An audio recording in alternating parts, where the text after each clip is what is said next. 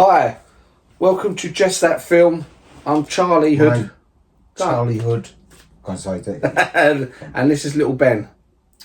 This is the Ben of Nottingham. I'm Ben of Nottingham. I'm Ben. Right. And in this episode, we are talking about Robin Hood, Prince of Thieves from 1991. Directed by Kevin Reynolds, who also directed The Count of Monte Cristo. Do you remember that? Yeah. Yeah.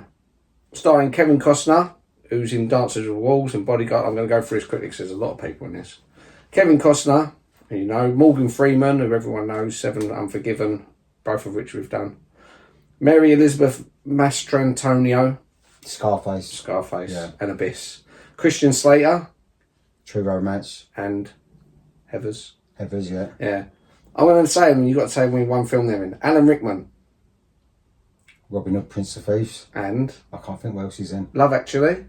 Oh, okay. You've seen Love Actually, haven't you? Yeah. He's the one who's cheating on her and gives her the CD. That ain't him, is it? Yeah, that's Alan Rickman. Oh, he's the one that died? Yeah, died in 2016. Oh, fuck, I didn't know it was him. Yeah. He was in Die Hard as well. He actually turned down the role twice until he was told he had carte blanche over his interpretation, so he could do whatever he wanted with it. Yeah. Geraldine McEwen. So she's the old woman with the white fuzzy hair. Mm. Do you know what she's most famous for? No. She's Miss Marple. No, the TV series. Miss Oh, Marple. yeah. Michael McShane, who's Friar Tuck. He was the big one. Yeah. He was in Office Space. He was in Coronation Street, Viva Las Vegas. But I remember him always from whose line is it anyway? Brian Blessed. Yeah. What's he in? You watched that one, that Flash Gordon. Yeah. Michael Wincott, who was his cousin who he stabs. The sheriff stabs. Is in The Crow, and he was also in the film that we watched earlier this year, which I just mentioned, Count of Monte Cristo. Oh, okay. Do you remember in Count of Monte Cristo, the one who runs the jail, who says, I know you're innocent? Yeah, it's a scummy one. Yeah, so he's scummy in this as well. Yeah. Our mate Daniel Peacock, Yeah. who's in Party. Only Fools and Horses. Yeah. Jack Wilde. Did you notice him? Jack Wilde. So you know the bit when Daniel Peacock's in the tree and goes, right, you get the one on the left. Oh, the other one? Yeah. Yeah. You know who he is? I recognised his face. The Artful Dodger from Oliver. Oh, was it really him? Yeah. Oh, the little bloke. Yeah. Bloody hell. What? You take the one on the left. Which one's left? Which one are you taking? Do you mean which one am I taking? If you're taking the one on the left, I'm taking the one on the right. Which one's the one on the right? The one next to the one on the... Bollocks, we just jump out and grab him. Yeah, he died 2006. Oh, okay. Age 53 of tongue and throat cancer. Ooh. And then right at the very end, you see Sean Connery. Yes, which they actually kept that quiet, that cameo. Yeah, because they thought we don't want to distract it. Yeah. You know who they were originally going to get for that? What was the cameo? Yeah. No. John Cleese.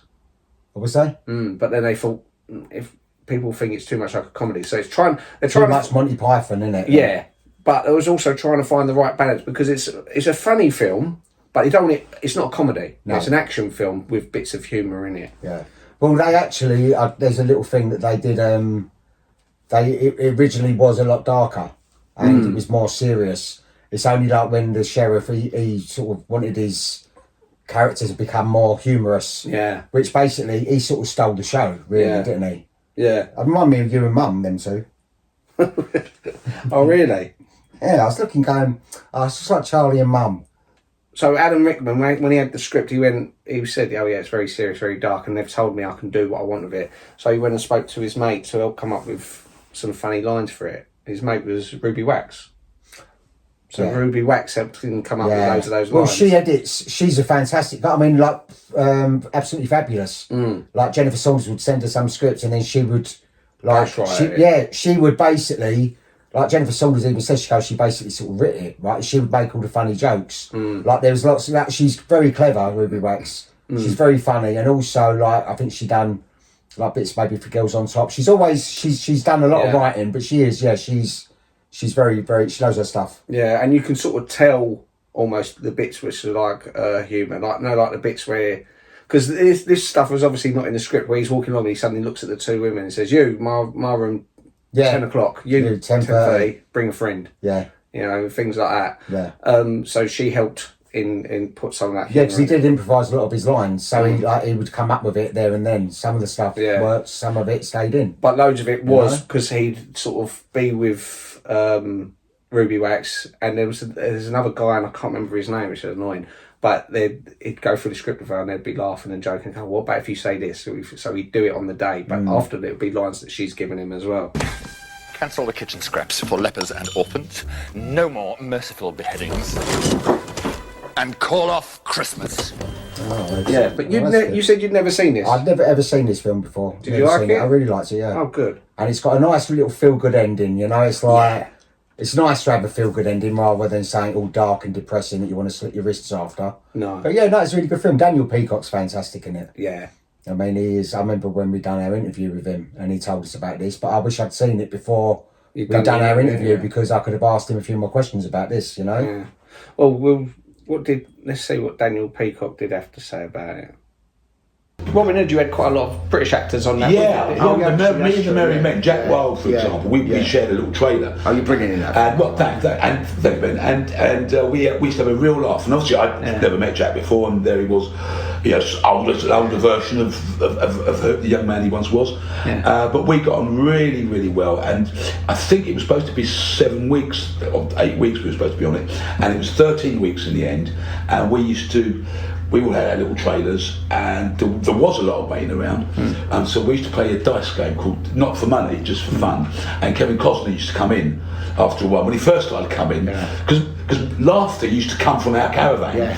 We'd all be in there. So people would be walking around hearing this laughter, little bucks in there, and it was the Merry Men. And being merry, not drinking, but having a laugh. So Kevin Costner would come in and play dice with us. And after a while, he'd come in and he was like, "Oh, sit down, Kev." And he was one of the boys. So that was always a nice experience. So what I like, we loved this film as a kid. Like George loves this film.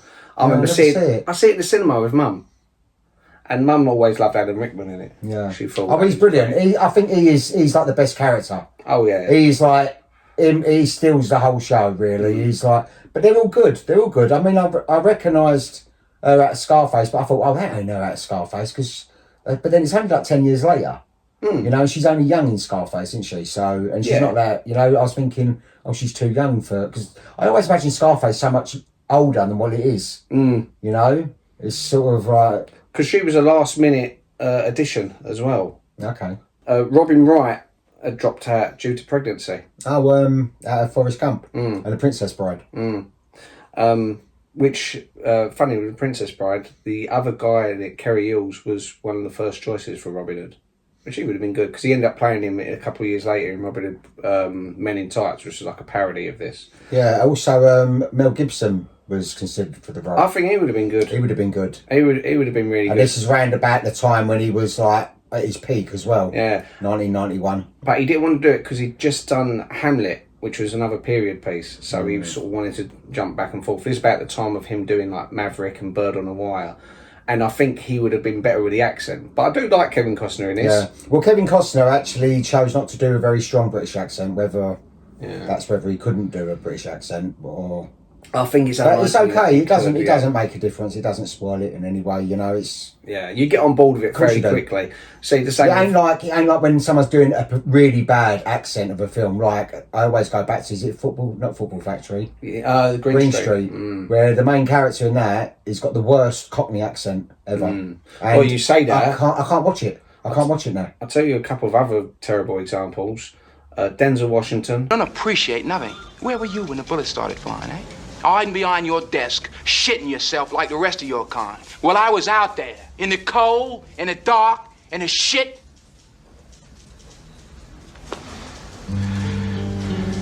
I watched my mate, a man who saved my life, get his fucking leg blown off.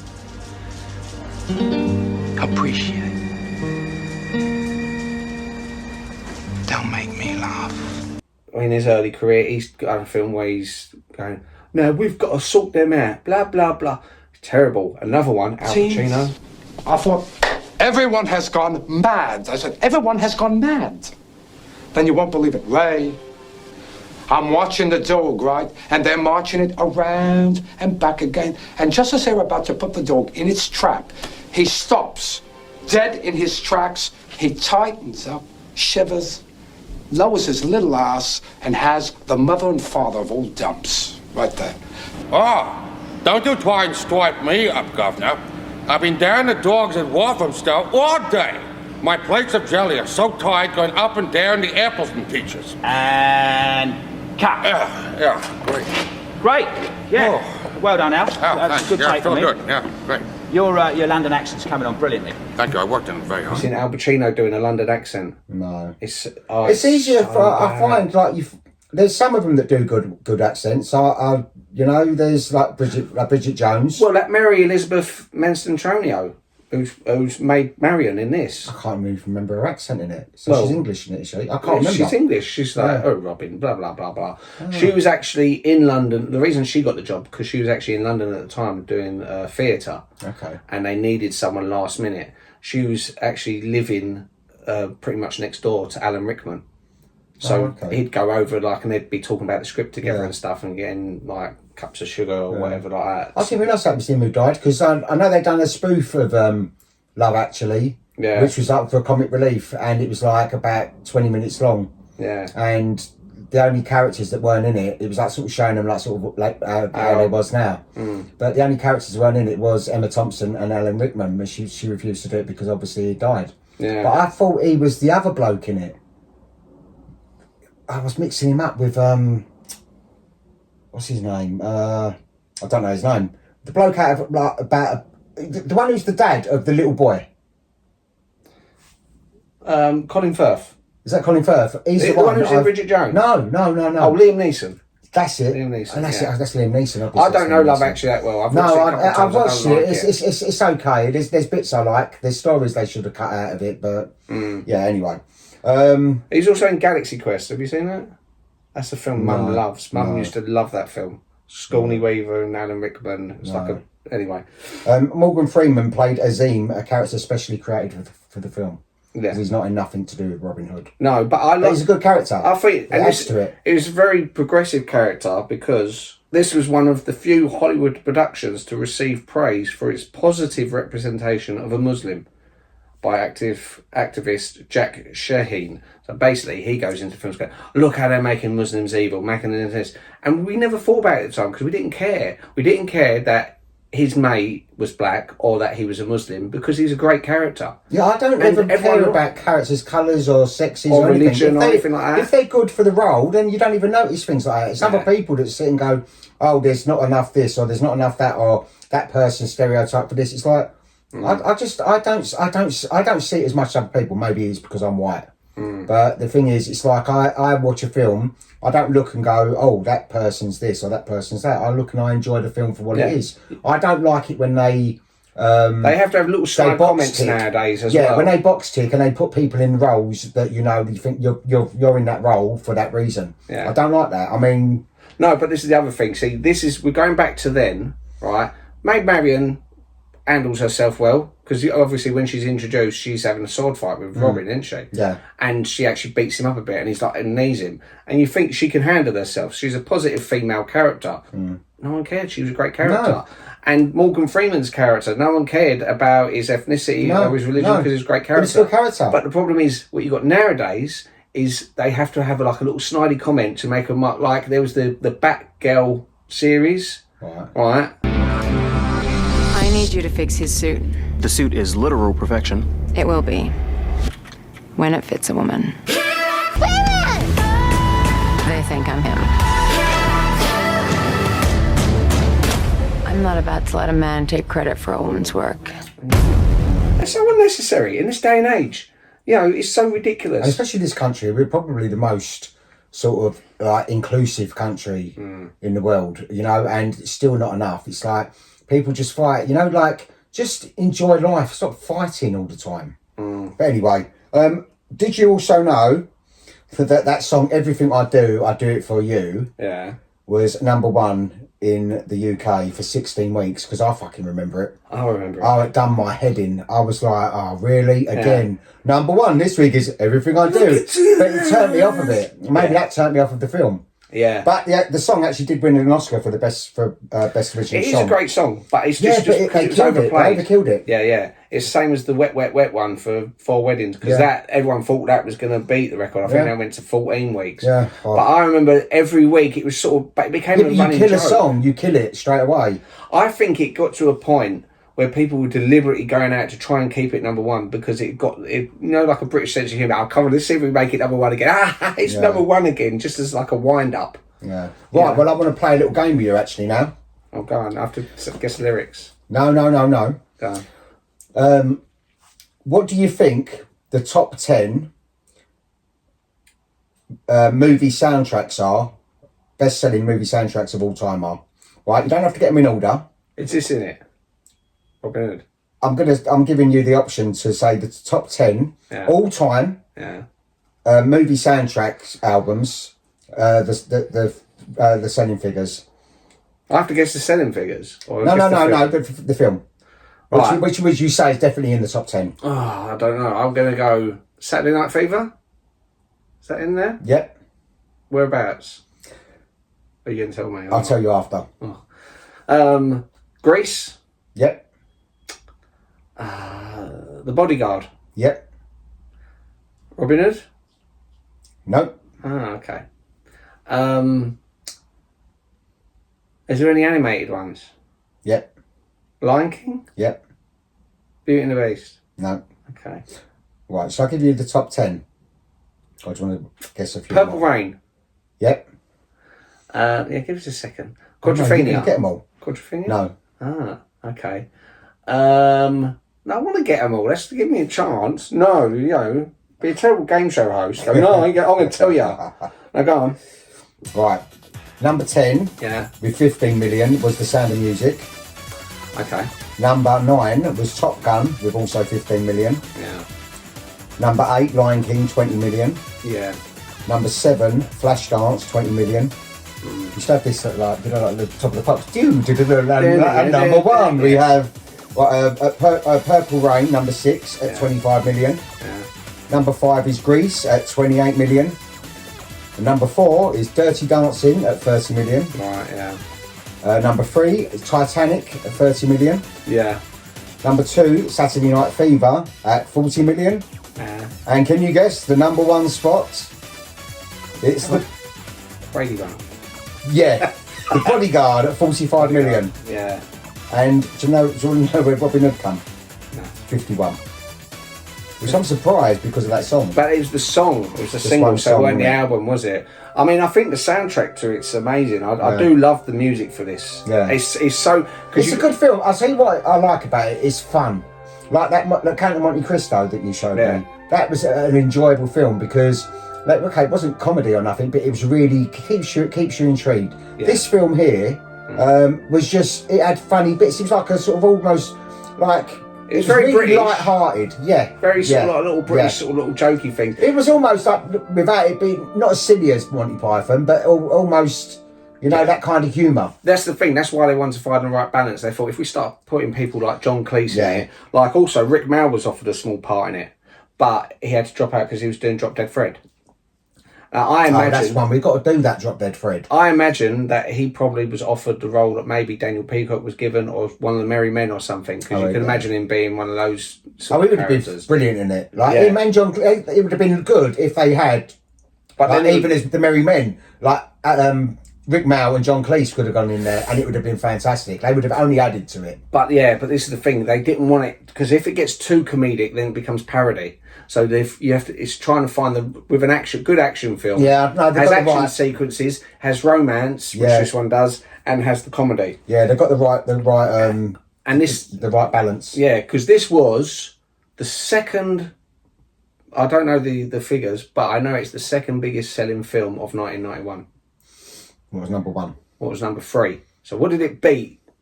You reckon? So 1991. Try and guess. I can't think what was that 1991. Come on, I guessed all those soundtracks. 1991. I'll give you a clue. It's an animated film. was number 3. Would it have been The Lion King? Before that. It was Beauty and the Disney. Beast. Yeah. Beauty and the Beast was this beat Beauty and the Beast for the amount of sales. Number 1, huge action film sequel, sci-fi sequel. Can't think. Terminator 2. Oh, was it? Oh, yeah. Judgment Day, which obviously was huge. Yeah. And that was the only one that could beat. That was huge everywhere as well. That was huge everywhere. But this was absolutely huge everywhere. And what I like the sort of how one thing sort of leads into another, and it tells all like the Robin Hood lore, but it sort of does like a different spin on it in a way. But sort of going back to the soundtrack, like I love the climax of this film. So obviously they're going to hang all those people, and for them to get in and have to sort of infiltrate, and then things go wrong, like Christian Slater then getting caught and having his head, and you think, yeah, and I thought he was going to stab him in the back. Yeah, I thought right at the end, I thought he's going to do him over. He's not going to be Mr. Nice Guy, but it's nice that he was. Yeah, but he is like, yeah. But I thought even so, I thought he's going to right at the very end, he's going to stab him in the back, but he didn't. So it was nice. Johnny Depp was offered that role. Okay. Which I think he would have done good. He can do an English accent. I think it was really well cast, and all the people in it was great. Yeah, Alan Rickman was BAFTA Best Supporting Actor, one for this. Kevin Costner rejected the script until he'd heard that the director Reynolds was directing, because the main reason, because they were friends, because he'd actually worked on Dances with Wolves with him. He'd helped direct that. Okay. And Robbie Coltrane had turned down Little John, which I think he would have been good in that role, because he's a big guy as well, and no offense to the actor playing Little John, but he's sort of not really known outside of it. No. So, how did Alan Rickman die then? I think it was cancer. Oh. I don't remember, but it was at the beginning of 2016, because I remember. I think it was. So he can't have been that old. No, but it was David Bowie first, and then it was Alan Rickman. He was that year when they all died. 2016. It was like but they're both. That's the worst year for like losing big names. I remember there was like George Michael, Prince, Bowie. Yeah. Gene Wilder. Yeah. Caroline Aherne, Muhammad Ali, Carrie Fisher. Yeah. Debbie Reynolds. Yeah. Bloke Out of Eagles, Bloke Out of Status Quo. Yeah, you got a picture there. Pete Burns, Manuel from Fawlty Towers. Ronnie Corbett. Yeah, a lot of people. That was just one of them years. That was the year for like celebrity deaths. Oh yeah, Gene Wilder as well. Yeah. Yeah. Mad. Yeah, no, but it's a really good film though. I mean, I wasn't really. I don't think I would have bothered watching it if you hadn't made us watch it. Did Joe watch it as well? No, just me. Okay. I watched it, but it was a really good film. Is that because of Flash Gordon? No, you won't trust me again. I watched it. No. Sean Connery done his cameo for $250,000 donated to a hospital in Scotland. Oh, okay. That's nice. Yeah, because originally he'd asked for like a ridiculous amount of millions, and they said we can't afford that. And he said, in that case, just give 250k to this hospital. Well, that's nice. I mean, although he's only got probably like a couple of hours work. You know, but it was a nice little touch. That I didn't expect him in it. No. Other people who was considered for Maid Marian: Liz Hurley, Patsy Kensit, Nicole Kidman, and Ali Sheedy. Yeah, well, probably would have all done well. Ali Sheedy as well. I didn't think she was like sort of a big name at that point. Well, maybe she was picking the wrong roles. You know, it's she was Breakfast Club. Yeah, but then I think she done Short Circuit, and I don't remember her in anything else. No, she was in that one St Elmo's Fire. Home Alone 2. She's got a cameo in. Oh yeah, she's exactly, but like little bits. Yeah. Did you notice the tree at the beginning? Yeah, that's the tree that got killed. That got cut down by a couple of idiots. Yeah, the Sycamore Gap tree, which was 120 years old. It's disgusting. It was a sycamore next to Hadrian's Wall in Northumberland. It was illegally felled in 2023 by Daniel Dickface Graham and Adam Armatwat Carpenters. So what happened to them? They were sentenced to 4 years and 3 months on the 15th of July 2025. Good. So they're in prison at the moment. It has since sprouted from the stump and is expected to take more than 150 years to recover. But it will grow back, which is nice. I don't think this tree could grow back if they cut it down. It can, but it can also die. So if you fell a tree as much as... Well, I thought as soon as it's chopped down, it's dead. No, it's because it's growing. It's a living thing, isn't it? So they've killed its rifles. Yeah, its heart and its lungs. What knobs? What do they do it for? Just a couple of knobheads. Fucking idiots. And it weren't the first time they'd done that. They'd gone about like cutting down trees. So well, good. I'm glad they got prison time rather than community service. Yeah, knobheads. The studio demanded heavy editing to boost Costner's profile and prevent Rickman from stealing the movie. They even locked out Reynolds' editor from the cutting room. And Reynolds walked out of the project weeks before the theatrical debut and did not attend the screening. Which I'd heard about. It didn't work because he does still the show still. So it's a shame then, because what else would they have cut out? Well, the version that you watched, which is probably the version I watched the other day, is the longer version because there was actually 12 minutes was cut out. Because I remember watching it the other day with Mum, and I was like, I don't remember this bit. It's like the bit where he's giving the money, like Alan Rickman's giving the money to the conspirators. The bit where it's revealed that he's actually not the Sheriff of Nottingham. You know, when he goes, that weren't in the original one. So that was all, I was like, he ain't the Sheriff. Oh my God, this is all like interesting little storylines, which they cut out. Yes, and that was the 155-minute extended version, which was released in 2003. Yeah, good film though. I liked it. I didn't think I would. As I say, I wouldn't bother with it if you hadn't made me watch it. But no, yeah, it's not what I expected. But yeah. Oh, another bit that I didn't see because I think they changed it. I don't know if they changed it in the cinema because obviously I was really young when it was in the cinema. I was like 9 when I went to see it. I remember seeing it with Mum and a few of us.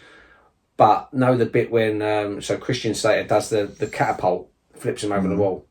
Yeah. And obviously he says, fuck me, he cleared it. So it's like the only swear word pretty much in the film, I think. But whenever I used to watch it, it was on TV or anything like that, it'd say, blimey, he made it. And I never knew he swore until literally I watched it the other day. I went, oh, okay, that makes sense. He had lived that line. Yeah. And the director liked it. He went, I'll leave that in. That's the same with Breakfast Club for me. When I first did Breakfast Club, and I recorded it off the telly and I watched it, and it was... I didn't realise there was any swearing in it because they'd edited the swearing out, but I hadn't noticed they'd edited the swearing out until I see the original film, and I was like, oh, fucking hell. Mum slapped you around the head.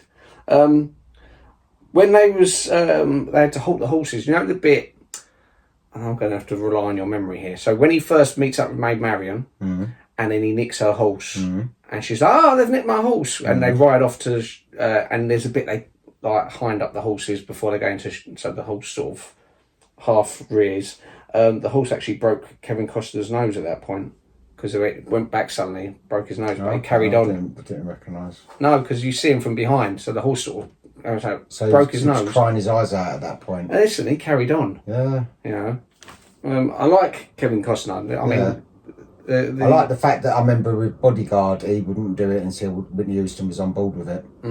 And he sort of like, I think there was like sort of filming things, or there was an album, or a concert, or something. There was a reason she couldn't do it. He goes, well, I'm not doing it till she does it, till she signs on it. Yeah. And he sort of... That's using your star power for good. Because again, at the time, that was 2 years after this. So at that point, he'd done Untouchables, JFK, Field of Dreams. Field of Dreams. So obviously he was like an A-lister at the time. So the bodyguard production thought, yes, we've got him. We'll do whatever he says. And it was actually he worked out well. He was the one who suggested to Whitney Houston to sing "I'll Always Love You." Because there was a song that they was going to choose, but they couldn't get the rights for it. So and I mean, she bought that song alive. Made Dolly Parton millions for that song, her version of it. Yeah, which would have been better because I think she was going to do "Right Said Fred." Yeah, I'm too sexy. Yeah. I'm too sexy for my shirt. And I remember when I was a kid, I was around, Joe had the Ewok village, which was like, all these trees and stuff. When they brought out the toy set for this, Kenner was the same company. Sherwood Forest was the exact same Ewok set. Yeah, they would do. And even as kids, we went, that's the Ewok village. Yeah. They didn't even bother changing any of it. They would have the mould for it, didn't they? The sheriff's attempted rape of Marion was trimmed for the UK VHS after the BBFC received numerous complaints. So obviously that's, I think, the bit they cuts, like he puts his feet between her legs and goes, rah, and forces her legs open. So when me and Mum was watching that, Mum's bursting herself like laughing about it because, yeah, okay, it's rape, but at the same time, it's that kind of stuff would have happened then, and we know it's not going to happen. Robin Hood's going to save the day. You know what I mean? So, yeah, if it's a darker film, then it would be more. Yeah. If he'd started doing it, like that, but he did nothing like that happened. He didn't get a chance. Kevin Costner became an Arsenal fan during production and remained so. Okay. Patrick Stewart was also considered for the Sheriff. 2 years later, he had a cameo as King Richard in Men in Tights. Richard E. Grant was Costner's original choice for the Sheriff, but had to reluctantly turn it down when shooting for Hudson Hawk overran, which is a pile of poo, Hudson Hawk, so he must have been well gutted, especially after seeing the praise that Rickman got. John Finch, Michael Gambon, John Hurt, Ian McKellen and Oliver Reed were also all considered. But I know it was a gamble with you because obviously being an action film, and I thought, I know how much... I like some action films, it's just like the run-of-the-mill ones I don't like. Or like Flash Gordon, which isn't run-of-the-mill, but it's, yeah. But I might like Flash Gordon if I'd seen it when I was younger, but Yeah, no, but Flash Gordon's a little bit more niche and sort of cheesy, and you accept the fact that it's cheesy. Whereas this is sort of done serious, but it's got like the funny little moments in it, from the Merry Men like Daniel Peacock and whatever. Oh, he's like, well, that's your... Or when he's about to fight Little John and he's got the little boy, he goes, well, that's your dad. He's like, yeah. He's like, oh, okay, good. He's about to bash me up. I know he was freezing cold, that water, apparently. It took him like several days. And Kevin Costner was absolutely freezing because you think most of it he'd already been dunked. Yeah. So before they start shooting it, they go, right, okay, go on. He has to dunk himself in freezing cold water and then have this fight sequence, Not good. Yeah. What they do for their art, eh? No, I'm glad I watched it. Good. Did you listen to the song again at the end, or did you think, no, I've heard it enough? No, I've heard it enough. Yeah. Even from 1991. No. Right. IMDb. Yeah. It got 6.9 out of 10. Yeah. Rotten Tomatoes. The critics give it 51%. Yeah. And the audience 72%, which I don't think that's great, considering it was such a popular film. Yeah, but it also had a huge backlash, largely because of that song. It got to a point where people... Because also in the music video for that song, it's got scenes from the film. So eventually... I remember the music video, with the arrow going through the other arrow. Yeah, because that's a great shot with the camera on the back of the arrow. But we've sort of seen it so many times now. But this is the thing, when the film came out, everyone loved it. Everyone was like, it's a great film. And everyone was a lot more... So you think that's changed now then? It would change over that first year. Those next 3-4 months, it being played over and over again, and people are like, yeah, okay. Whereas most films get a chance to sort of die off, and then VHS wouldn't be released until say like a year later or 6 months to a year later. So then by the time the VHS comes out, you go, I remember this film, it was really good, let's watch it. Whereas by the time all that would have come about, they would have gone, that fucking song, so... Which again isn't, you can't really blame it. No, it ain't a bad song, but it was a good song, but... Good song, it's just like people overkill. Yeah. It's like, and it ruins the song for you, because you just feel like, I've heard it so many times now. Yeah, but as I said, I think, especially because it done well in loads of countries, like in Australia, Canada, America, it was at #1 for several weeks. But I think the reason it went so ridiculously long in this country is because of the British sense of humour, because last year, Brooklyn Beckham came out saying about how his mum and dad are scum and saying they just take them over, and whatever.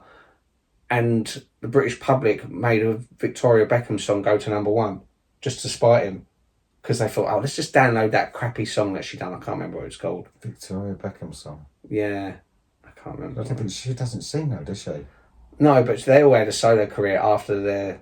Yeah, but that's all if I told you what the song is, if I could remember it... all vocally changed, of course it is. But you'd go, I remember that. Yeah. It was just like... and this is the thing, when it first came out, it probably only got to a number 26 in the charts or something. But the British public, out of spite of this Brooklyn Beckham, if you spoiled little prick, they've given you everything, and you're going, my life's so hard for me. Was it that song Shut Up Your Face that she sang? Yes, that was it. That's right. Yeah. Right, the budget was $48 million to $60 million. Yeah. And in the box office, it made 390.5 million. So that shows huge success. Yeah. Very successful. Very film. successful. Okay, well, I'm glad you didn't hate it anyway. No, it's a good film. Yeah. As I said, I really enjoy it. It's a great action film, and it's often forgotten. And they've made a few Robin Hoods since then. They've done like Russell Crowe one, which was so serious, and it was like they try and change it too much. Then I think Guy Ritchie made one which was really stupid and all wearing leather, and you think like a fetish version. I mean, like leather jackets and stuff like that. But that was shit as well. So I think if anyone said, the old ones are quite good. I watched the very old one, like with Errol Flynn. Old films usually are better. But that was sort of cheesy over the top. It's one of those things you go, old swashbuckling, and it good how they used to do that back in the day. Look, confounded, what are you all gobbling at? Is it so strange that I decide to rule when my brother is a prisoner? Who's to say I shouldn't? You, Sir Mortimer of Leeds? No, man, I'm the janitor. You, Sir Boren? My name's Jeff. You, Sir Rolf of Durham? Ronnie Pickering! And what about our young Saxon here? But this was like the last bastion of them doing practical effects. Even things like Kevin Costner having to run over a few horses and jump on a horse and ride off. That is quite... Few stars want to do things like that nowadays. You know? No, it's really good. Yeah. Really good. Okay, so what have you picked for next week? Right, next week we're going to do an 80s comedy. And I don't know if you've seen it or not, it's called Outrageous Fortune with Bette Midler and Shelley Long. Right, okay. Right, so let's something different. Yeah. Right, okay. All right, cool. See you next week. Bye-bye. See you later. Bye-bye. Oh, yeah, like, subscribe, and share. Bye. Bye-bye. Feared by the bad, loved by the good. Robin Hood, Robin Hood, Robin Hood. Robin Hood, Robin Hood could be in a fix. Robin Hood spies the Weetabix.